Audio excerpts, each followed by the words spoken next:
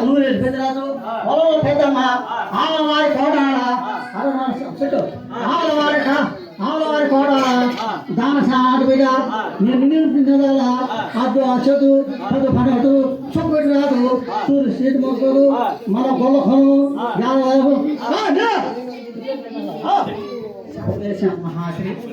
శాంభవి శంకరి జగన్మాత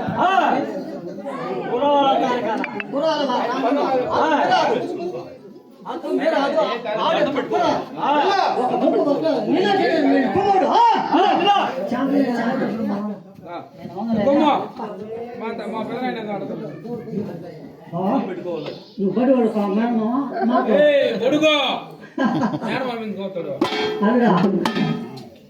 బడికి పోతే బడి సమాసం బడివాడు నాకు మామ గురవాళ్ళు కదా